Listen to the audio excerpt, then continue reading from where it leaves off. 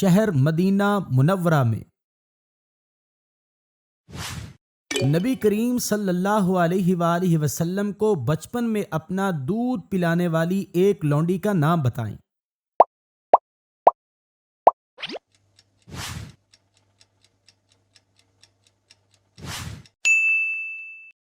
ثویبہ۔ حلیمہ نے کتنے سال آپ صلی اللہ علیہ وسلم کو دودھ پلایا؟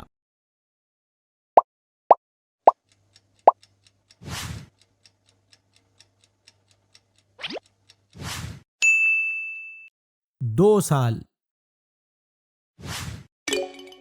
آپ صلی اللہ علیہ وسلم کے سینہ مبارک کو چاک کرنے کا واقعہ کب پیش آیا؟